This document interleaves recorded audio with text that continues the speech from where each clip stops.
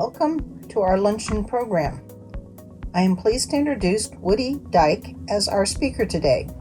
He is the son of longtime Scripps College art professor Phil Dike, one of the premier watercolor artists of California. His paintings grace so many homes in Claremont and beyond. Woody has enjoyed a 45-year career in planning, urban design, and landscape architecture, and currently lives in India with his wife Judy. Woody will share his memories of the long and prolific career of his father and the community of fellow Claremont artists. So we're here to talk about Phil Dike, and he grew up in Redlands, and his family was well-to-do. His father had arrived in California in 1880 in the town of Olive, which is right adjacent to the city of Orange, just north of the city of Orange. And it was the grain capital of Orange County at that time, and they had a mill and a mill pond there. And his dad was very sick, and he brought his 8-year-old son out to California on a real estate special from Kansas. And the end of the line was at the mill, because the mill had a railroad spur to carry all the goods that it ground out of there. So that's what started the family. And then eventually, when Grandpa got his life together, he sent for the rest of the family, which was, there were 3 other kids and his wife. And so Grandpa, my grandpa, Phil's father, was on the farm, and then he decided he wanted to be a surveyor. And they at that time were out in the east Paris area with a tiny farm. And so my surveyor friend became a really good guy, and then he went to school in LA and got a business degree, and then he went back to Redlands, and he started planting navel orange trees. And that's where he began his history, and then that went into getting into real estate in a big way, and he ended up with 3 of his buddies developing the Ukaipa Valley. So they bought the 5,000 acres there, brought water in, and then developed that area. So Phil came from that, and this was their house. And it's still there. Judy and I drove by it this morning, and it looks gorgeous. It's a historical landmark in Redlands. It is a Victorian, basically a 2-story with a widow's walk, and all of us grandkids. There were 4 kids. My dad had 3 brothers and a sister. And all the grandkids would come here for Easter, for Thanksgiving, and Christmas. And we'd line up in this driveway. All the other aunts and uncles would have Cadillacs and Lincolns, and my dad would have a Jeep station wagon. So we, I think that Phil grew up in this wealthy family, but he and his sister, Princess Bryn, were the sort of chaste people of the family, and the other 2 brothers were the wild ones, a real estate developer and an insurance man that ended up going bankrupt several times and doing all kinds of crazy things. So I was always ashamed that we had this station wagon, but I always looked at Lincolns and I thought, oh my God, what are those things? This is the car. This would be about 1916. Phil is the 3rd one in from the front, so right by the steering wheel. And, Grandpa at that time would come down with Raymond, Raymond is probably the second guy there. He was the oldest. Grandpa and Raymond would bring that car down or another car down from Redlands to Newport, and they'd come down on the ridge line of the Santa Ana Canyon. The river would be down the bottom. They would come down the ridge line because the dirt road was on the ridge at that time before they put a highway down the canyon. And they'd come down to Newport and they'd set up the house and they'd buy a cow so that they'd have milk for the summer. And they would get everything squared away. They always had a house on the ocean front. At that time, the high tide water would go clear across the peninsula. So he loved to surf fish along the coast, and he fished all the way through his life from the coast, off rocks and off the beach. But he and the other two would wander between Newport and Huntington Beach, along the beach. And then they go back into the back bay, and at that time there were big sharks back there, and they'd catch these 100-pounders back there just for fun and let them go. He was picking up the details, driftwood. He was picking all these little pieces of nuances of sort of poetic things of sea life, and he was putting it in his brain. So this is him in high school. And he graduated in 1924, but his junior and senior year, he had an art teacher by the name of Miss Arnold, excuse me, and he had a poetry teacher, and I can't remember his name, but they were incredibly influential on him, and he was the artist for the catalog. What do you call a catalog when you graduate? Yearbook.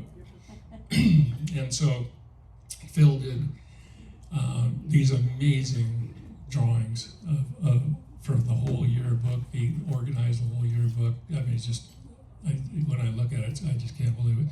So this is at that house, and high school. So let's go to the next one. So this is an early Phil Dike. It's signed by him in a later period of time because he went back when he was older and started trying to get things organized. He had two burnings that I remember that when we left Los Angeles in 1949, he had a huge bonfire on the backside of the hill and burnt all the paintings that he didn't feel were adequate. And then in Claremont, when they lived up on Forbes Avenue, the beige line, they were in a little lemon grove there. He had another burning about, I would say 1969 or something like that. And he went through and took, tons of things and got rid of them. But this is a piece he did of Redlands, and just you can see the sort of stick figures in the bottom and whatnot, and some of the buildings on top, and the buildings standing up and on the side of the hillside, and trees, but his use of color at that time was highly unusual. I mean, he was not a pure artist from recording what is actually in front of your eye, but he was actually interpreting what he felt about the scene and how it influenced him. So Miss Arnold, just as he was graduating, said, Phil, Chouinard Art Institute in Los Angeles has a scholarship this year, and I think you would be really great for you to go there because Chouinard is not a old school, but Mrs. Chouinard has been responsible for a lot of the education in Los Angeles, early Los Angeles, and she's a very influential person. I think you ought to apply for it. So Phil did. He applied for it. He rode the red car in from it. The red car at that time stopped in Redlands, and it went out. These are actually real, the Chouinard workstations where you'd sit on the board, and then you'd have your flat board or whatever you're working with propped up. And these were in an exhibition in LA not recently, but probably 10 years ago. And you know, all of the Scripps were fashioned off of these. So that's what he was using when he was teaching was these models. So these are, go back just one more a minute. So this is the courtyard of Chouinard. And so this would be an outdoor class where they have still life in the middle. They've got these pictures and things are thrown out on the canvas there, and they're all around working from that. Okay. So Clarence Hinkle was an interesting guy.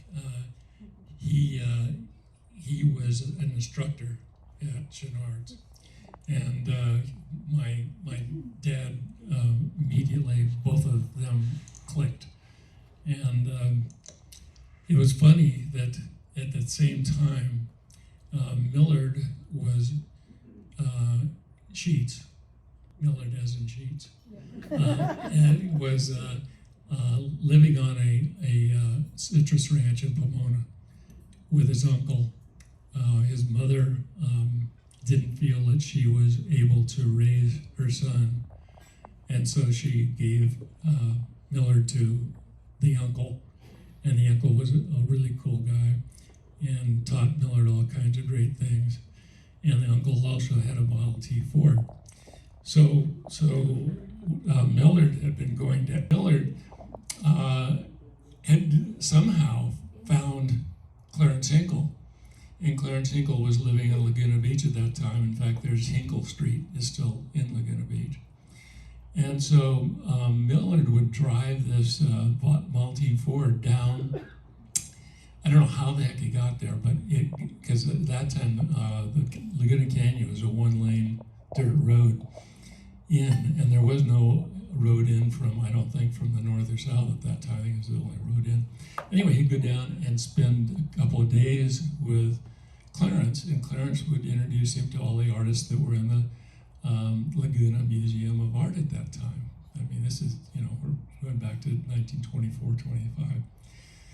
So when Phil found out that Millard was the next prize winner for 1925 for a scholarship, and they got together right then and there and became friends, and they shared a studio in Los Angeles together for years, and they were lifelong friends.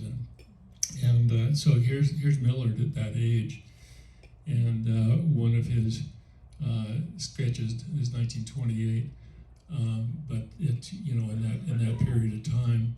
And Millard was a aggressive go-go guy, and my dad was kind of the closet painter.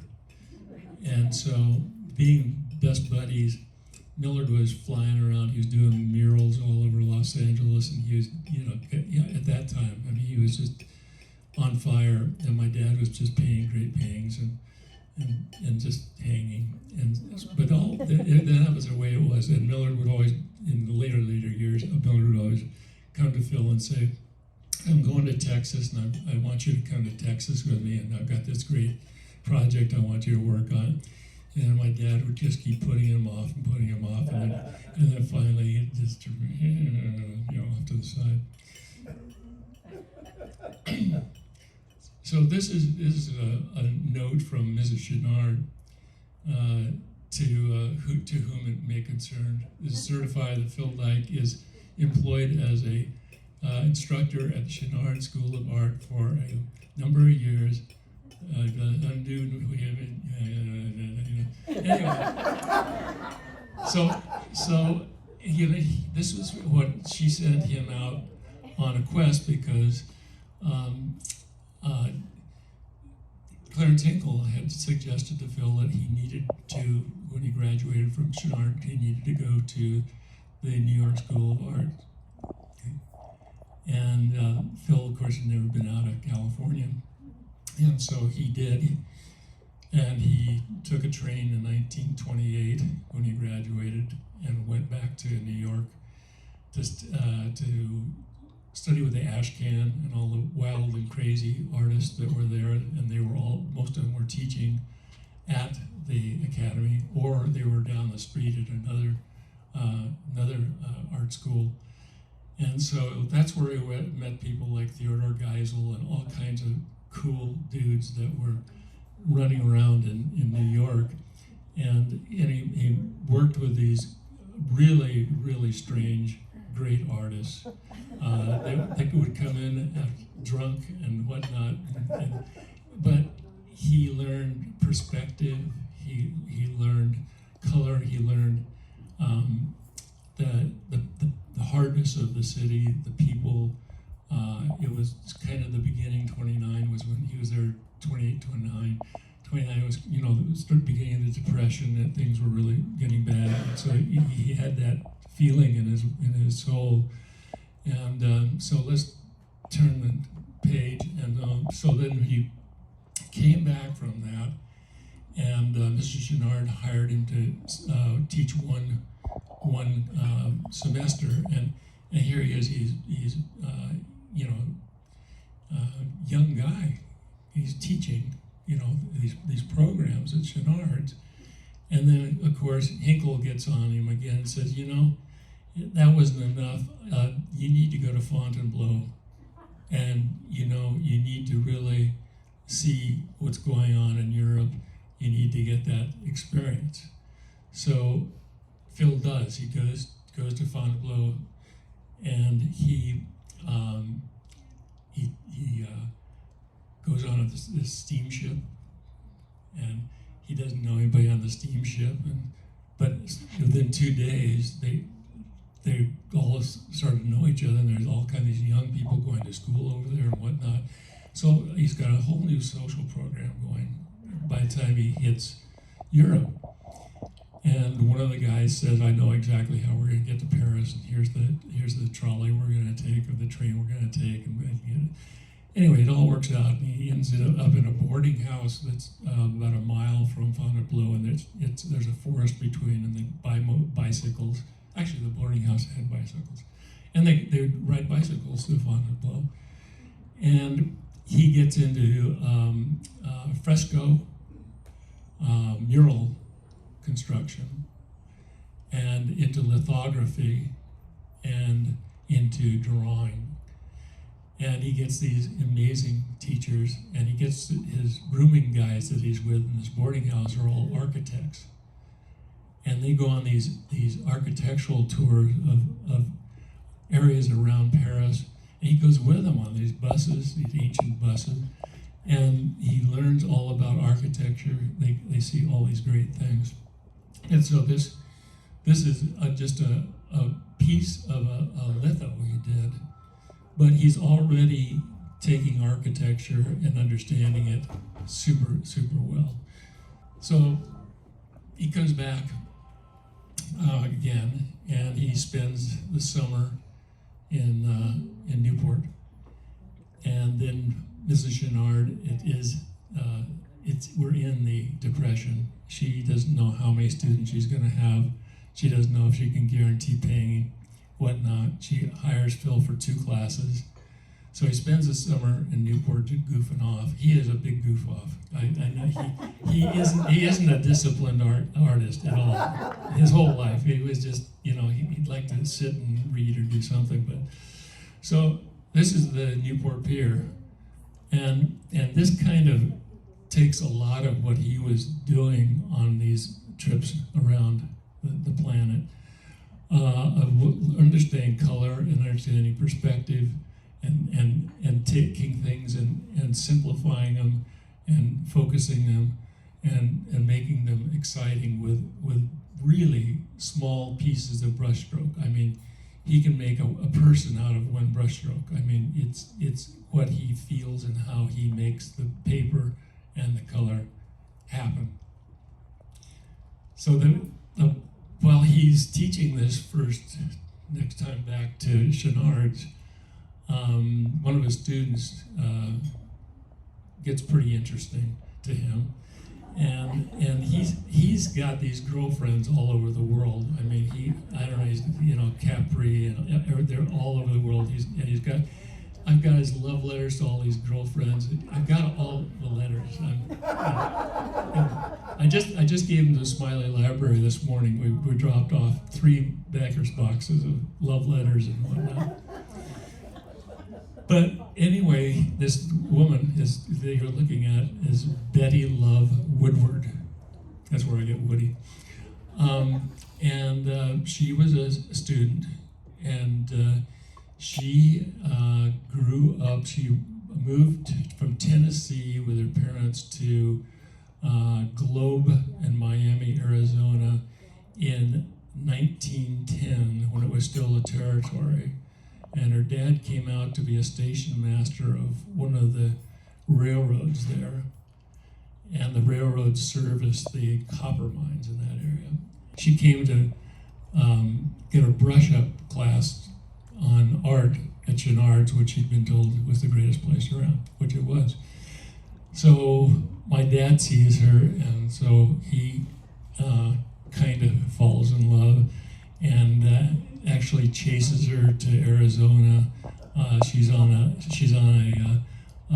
a train, and he's in his car, and he finally gets her to stop and hauls her off the train. And anyway, so this is the beginning of love letters, and I just showed you this is 1931, and I in these boxes that we turned over today, there are 3 years of love letters through to 1933, when they got married in June of 1933. And so partway through, this is 31. Phil takes his summer and goes to Mexico. Well, he hit the last semester at Chouinard's. Roscoe and some of these guys that have murals on the campus here and whatnot, they were all in Los Angeles, and I don't know how they got there, but they were raising hell in Los Angeles. They were doing some things that were sort of anti-governmental and whatnot, that were shaking LA up. And they ended up at Chouinard's doing a fresco on the outside wall of the Chouinard building, and Millard helped him do the fresco. And so Phil and Millard got very interested. Well, Millard took off immediately, went down to Mexico to see what was going on. Well, Phil was a little slower, but because he was slower. And he finally got on a train in Redlands and went down to Santa Fe. He'd never been to Santa Fe, and he went to Santa Fe for a few days and got a feel of that town. And then he went across the border and got on a train and went down into Mexico City, and Tasco and whatnot. But anyway, this again, he was beginning to take what he saw of the people there, and he felt of the people. He loved the people. He loved the chapels. He loved the marketplace, and he just again. This is another one of the towns and whatnot. He just was taking all these things that he'd compiled before, and he was taking a whole new flair from the Mexican side and what he felt of that area. He's the fall of 31 and 32. In 32, he goes to visit Betty's parents in Arizona. And it was a pretty brutal trip because Betty was basically dating a guy who was really wealthy and drove a really fantastic car, and was best friends with her girlfriend, and her girlfriend's father owned 2 of the copper mines. So the stack was weighted heavily. So, but Phil, while he's down there, Betty really is beginning to fall in love with this guy. So she's got this guy and that guy. So she takes him out to a couple of the copper mines. And Phil puts together these two sketches, the one on the left and the one top right. And from that, he developed a couple of oils that were sent out to the East Coast and won awards on the East Coast. And so this was another huge turning point in his life. And at the same time, well, anyway, let's go. I just got to say, this one on the bottom is Newport Harbor, and that was done just at that same time. So you can sort of see the colors, the forms, things. He's really tightening up on this. So let's go to the wedding. Hey, so there were about 25 letters about where are we going to get married and when, and finally decided it was going to be in Phoenix. And so Phil's parents, dragging and scratching, went to Phoenix for the wedding, and they kept it a small wedding in a nice small church, and it happened, which was the best thing. So that's the delightful crew. And so then right after that, they took a quick honeymoon up the California coast, came back to Newport. And it was summer in Newport, and so they spent a lot of time in Newport. And so then this, again, is out of that period of time. And,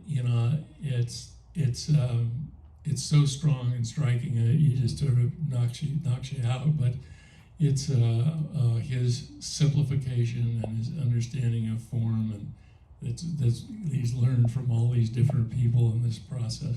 Phil had a little apartment right on Echo Park at that time, and that's where the loving couple landed. Then the one below is Elysian Park, and that's Chavez Ravine. And then there's those circles that are down the bottom. It's where they tie the goat to the pole, and it eating its way out to the circle.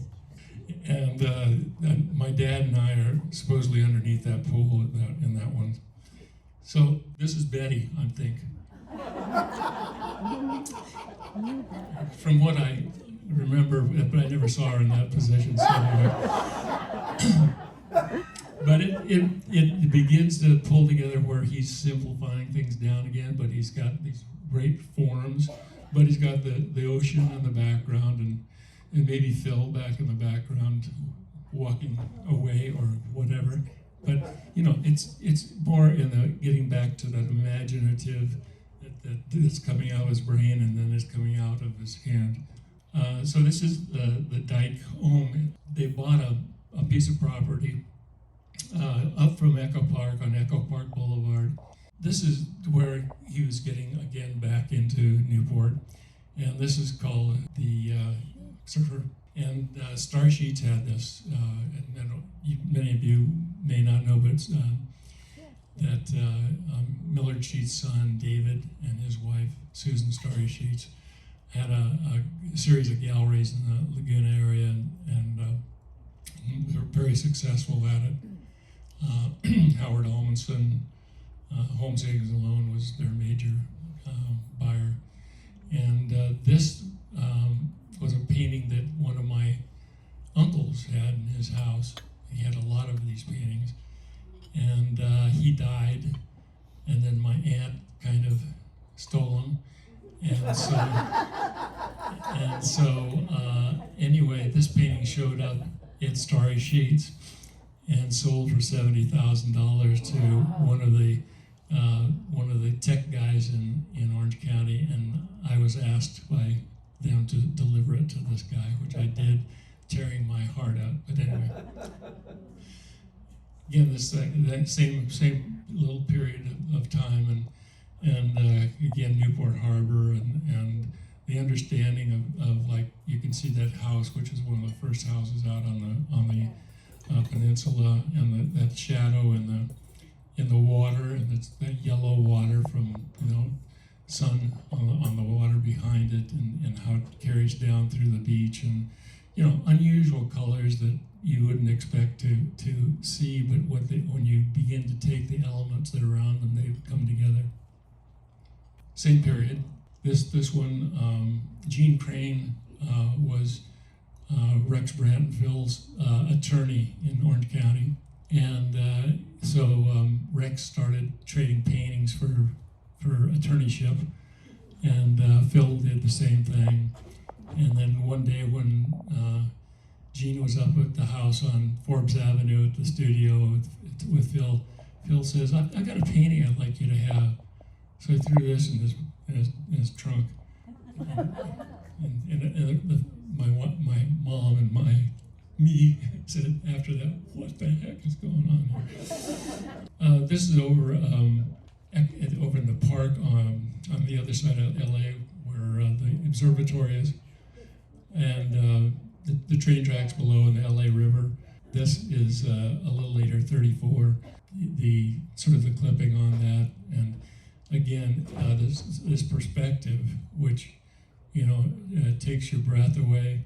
Not many people, not many artists were working with things like that led so much drama to art and caused interest and caused your eye to go all around it because it's got so many things and all the different angles that go across and up and whatnot that take you around the canvas.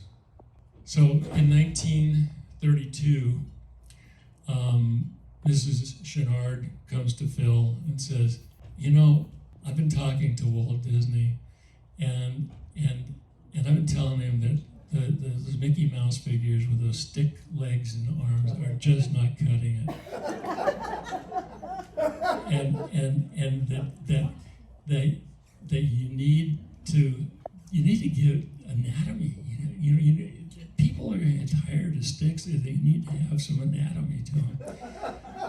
So she came to Phil and she said, would you consider teaching the animators at Disney how to draw from the model and teaching them animation? You know what I mean? Yeah. Yes, okay, good. They already know animation. So anyway, it started out with that Walt would draw. At that time, there were only 6 or 8 animators, and they were over on the Hyperion studio in downtown LA, which is the first studio. And so Walt would bring them over in his car at about 7 o'clock, and Phil and 1 or 2 of the other instructors there would work with them for 3 or 4 hours, and then Walt would come back over and pick them up and take them back to the studio. Well, this program got hot, and everybody loved it, and Walt loved it. So they moved it over to a sound studio that they had at the studio, and the class soon was like 40 or 50. And so that's when Phil was hired about 1933, 34, full-time to Disney as director of animation, the artist of the animation, and director of Technicolor, and for Snow White and for Fantasia. And so he was there for that whole process. These more than likely are Phil sketches for what he was trying to get the animators to go for, and the passion of the program that's got him all over it. But that's where he really learned color. He used to do color systems for housing developers and all kinds of things because the guy was so great with color. And then this is just one of his silly things. But he did this while he was at Disney, and so you can see his caricatures and he's funny business going on. And this was he thought he was a pretty cool dude at that time. and so this is Betty and Phil in there. I think it was probably a 41 Ford convertible, something like that. And that's probably the fanciest car he ever owned. At that time, Walt and one of his higher up presidents were both out trying to outdo each other with Packard convertibles and all these wild beasts. But Phil had his Ford. On the left, just some articles about his shows and what he's showing, and that they're beginning to look at him as what he is, and what he got from Disney. And then the next one on the right is he stayed on after Disney had a huge problem in 1940-41 with the unions. They struck, and even the management struck. And Fantasia was not an economic success. It was too complex. The music was too complex. People didn't quite get it. And the war was started, and the market in Europe was gone. And so they were going into bankruptcy. And they ended up going into bankruptcy, and Walt found somebody in the U.S. government, and they wanted a headquarters on the West Coast. And so basically they turned the new studios that were in Burbank into a war machine. Phil was responsible for the admiral and the general that were in charge of it, and they were producing war primers, movies, animated movies for Southeast Asia, and the attacks and how the planes would come in and the ships and all the different things would happen. And then on the other side, they were producing films on how to fix a airplane engine or whatever that was broken. So Phil was out of his cage, really, and he was working 10, 12 hours a day, 5 at least, and sometimes 6 days a week. We had 2 cars because we needed the rations for gas and tires for him driving from LA over to Burbank. And it was a grim time. So he was mentally and physically drained. So we took a trip out to Cathedral City, and we met this woman, Christina Lillian. She had a place called Svenska, and it was 5 or 6 little adobe houses on the edge of the Whitewater River, and just cute things. And she had a glass collection in the middle of it of ancient glass that she'd had out there. It was all turned purple, and she was a Scandinavian ex-model from New York. Beautiful, 6 foot. She had a little dog that she loved dearly, and tough as nails. But she took us into her little casita and had the barrel fireplace, and the mesquite was burning in the fire, and she had all these relics around, and she had a dinosaur egg, and she had a dinosaur tooth, and I fell in love with her right there. That's it. We went up there a couple times, and then I had asthma, so they'd had me under a tent for about a month, and I was screaming and yelling.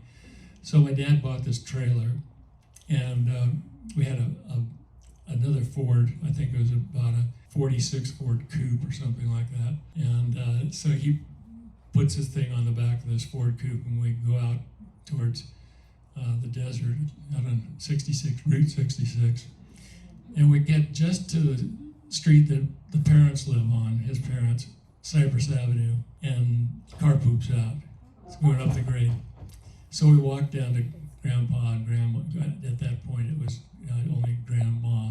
Anyway, he got a guy to tow the trailer out to the desert and got the car fixed and we went out.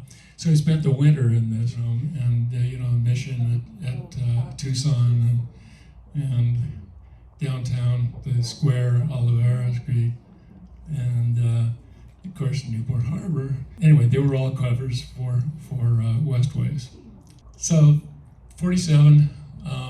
Rex Brandt comes along, and Phil had met Rex on the beach many years before, and they'd become good friends. And Rex says, "Phil, what would you think if we did a summer school in my studios in Corona Del Mar. And Phil said, yeah, that's a good idea. I like that, let's do it. So this is Phil Dike. He did the whole thing, and then I think he pulled, these are silk screen serigraphs, so I think he pulled those all also. And then this is some of Phil's little studies that he showed the students in how to look at underneath the pier, the dory fleet, and the dory fleet different ways, and the pier different ways, and rolling the dories up and whatnot. And then Phil here on the left in the Rex with a student down in Corona Del Mar on the bluffs. The picture down below, Gene Crane is the guy in the back with the black suit. Millard on the far left, and Rex Brandt, Joan Brandt, Phil, and Robert E. Wood. And I'm not sure the guy on the bottom left, but somebody here probably knows who that is. And then some of the more important American artists of Californian style here on the right-hand side. And Hardy Gramacki was one of Phil's and Betty's best friends. So this is Claremont. We moved in 1950. This was his studio, the one on the right, and a drawing table that he designed and Sam Maloof built. And Sam built all of his cabinets, and Sam built those two coffee tables on the bottom left that were the first two coffee tables Sam ever built. This is looking at the bridge on the left-hand side is the bridge that goes across from the Back Bay to Newport Harbor, where the Rudy used to hang out. And then this is called Buck Gully, and it's in Corona Del Mar at the far east end of the coast there with Angel Rock. This is the Woody the Woodpecker, and that actually was the suit that Betty sewed, and Phil did the mask, and I was Woody the Woodpecker. Looking at teaching, Scripps, and he's a super hands-on guy, and his students loved him. I've got letters and whatnot that just poured out to what he did. I was jealous. I didn't get any love like that. Dr. Hard is on the far left. He was the president at that time of Scripps, and Millard and Phil. Arthur Ames, Gene Ames, Rick Pedersen, Allie Pedersen, Betty and Phil at an early time of way fun times. Lots of camaraderie. Phil in the graduate studio on the left, and then again Phil on the Scripps side on the right. These guys, Sue Lotman at the top, and then I don't know who that is. Millard. Is that Millard up there? Okay, then we've got Doug McClellan, and then I'm not sure. Paul Darrow. Is that Paul? Paul? Yeah. Okay, Roger Kuntz next to him above, right there, and then Jack Sajak down here. This is McKellen, I I don't know who that. McCallum? You say down? That's Sajak, I think. think. I don't know who that one is. Yeah, but anyway, those were the cool dudes, and I ended up spending a lot of time with those guys. So this is Albert Stewart and Hoppy. They were key people. Albert stoic and stern and brilliant, and Hoppy sweet and brilliant, and made beautiful tapestries. Taught at Scripps. McClellan on the left there, this is Seal Court. Seal Court was and is still one of the coolest places ever. And so many parties and student shows and professional shows happened there. Darrow and some of his whimsy for Phil. There's still life in the old boy. There's still life. There's dead bird in it. And then Phil on the right side. Of course, Soldner. I went to work for Soldner when I was about 16, helping him build wheels, and then he was doing his studios up in Aspen, and he asked me at age 17 to design his studios, and he actually built what I designed. It's scary. And of course, that guy we know, Harrison McIntosh. I knew him from graduate school, and I was, when he and Marguerite were getting married, Phil and Betty and I had dinner with the two of them in their little shack just below the church in Claremont on the alley one night. So, it's just amazing how the history is. Of course, Harrison on the left, and then this is Harrison and Phil. And they did lots of collaborations. Amoka has a good portion of the best of ours now. Sam Maloof, I told you a little bit of the early history. I ended up working for him when I graduated from high school the summer after. We did Henry Kaiser's new office in the Kaiser Oakland building. We did a 15-foot, 3-inch thick walnut conference table and 32 high-back chairs, the two of us in one summer, and took them to the living room. I had no fingerprints at the end of the thing at all, zero. We were working in his tin barn at about 110 degrees, no air conditioning. Robert E. Wood was just one of my best buddies. He was a nephew of Betty Wood, and Betty Wood was a patron of the arts of Claremont for many years. It had an orange grove north of Claremont. And Bob and Joan Wood lived there when he was going to graduate school, and he was restoring an MGTC. Of course, so I was on that. I thought that was great. And then he sold that, and he bought a fiberglass sports car body and built a Ford hot rod sports car. And so I had to be with him on that whole construction project. So he's one of my superheroes. And of course, Zajac and Corda, who was his wife, she was like a movie star for sure. And they were like movie stars, and he spent a lot of time in Italy and got some Prix de Romes and different things. And probably one of the most important sculptors of our time, and Life magazine, everything else played him up. But just an absolutely crazy cool guy. And of course, Mr. Kuntz. He had a house up the Canyon in Claremont, and I used to take care of it in the summers when they go to the beach. And he asked me to design a bomb shelter for him. So I did. I designed a bomb shelter, and we built it, and he brewed beer in it. He also had a boat called the Scum o' the Sea. And he had taken his old runabout and put a windshield on it and whatnot, and he'd anchor it off of Crystal Cove in the summers, and he'd make his buoy out of one tire he'd fill with concrete and the other one with air, and a chain going between the two, and that was his buoy. And he'd sink it out there and keep the boat, and we'd swim out to it with our fishing gear on it. He was just crazy great guy, absolutely one of the best artists ever. And that's Harrison down there on the right, and Gordon McClellan on the left.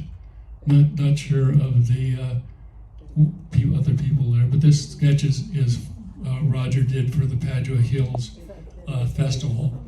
And so I just want to say that the festival and the lively arts of Claremont and things that happened around the seal pool started to tell the world about who the artists were in Claremont and what special things they did. This is a wonderful sycamore on the campus. This is a tiled mural that Harrison helped fill on glazes and things like that. And this was at the LA County Fair, and now it's around the Scripps pool. There's little Woody, Newport. This is Phil at home in Claremont. These are some of the things he was doing at the time, about in the 60s, 50s, 60s. This is the cannery at Newport. Fantastic piece absolutely fantastic piece. And Spearfisher Women, his favorite. This is again the pier at Newport with the dory fleet, and he's sort of taking the spearfisher women and the dory fleet together and mixing them. And then a fill pot, he threw that, and then decorated it with its sailboats. Sue Lotman, Hertel, fantastic. She headed up all the murals and spent half her life on scaffoldings. She's one of the most adept person at knowing animals, horses, dogs, cats, and abstracting them and pulling the character out of him as an artist, and lived in Santa Fe for many years. And then this is Rufus, my mentor for many years, and this is in the basement under the old Griswolds. And I worked there a couple of years part-time for him, doing some really fun stuff, and he was always fun.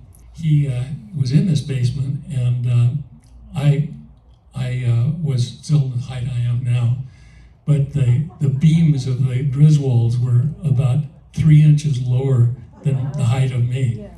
So I had to wear a rubber hat with foam rubber in it. This is Phil and Betty, their house in Claremont. And Millard and Mary and Phil and Betty hoofing it up. This is the beginning of Phil's really change in his direction, and this is Cambria, up near San Simeon, and beginning to interpret that area with his abstracting of the elements and picking up on these forms of driftwood and light and dark and colors. And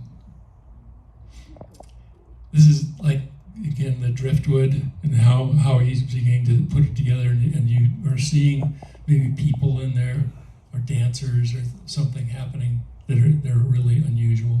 How he's getting into the waves and these separations of waves and striations, similar but a little more playful with the dog and the folks on the beach in the evening. And this is a sort of an abstraction of the cabin that we had in Cambria, and he was taking pieces of the cabin and putting pieces of people and pieces of the ocean into it. And this is Phil and little me, and then David is the one in the middle, and my son David and my son Sam, not happy with the situation. But go ahead. This is one of the more terrible pictures again. But this was the cabin, two shots of it. But it was a place designed by a student of Frank Lloyd Wright's, and we bought it totally vandalized for $3,000, and rebuilt it and added on to it and kept it for 50 years. So this is a piece that came out of it. This is sort of just south of the Big Sur, and how he's beginning to interpret the forms. And again, you're seeing sand dunes and forms, and in there are people and whatnot, and then the different colors of the built-up stones of the shelves of the cliffs. And then this Highway 1, and his extreme look down on this ranch that's down below, and the road moving along, that's Highway 1, and then over the top of those coastal hills, and then the water and the fishing boats out on the water and the horizon, and maybe a dot of the sun. So let me talk about the museum for a little moment. Judy and I have done a lot with the Dike collection in the last few years.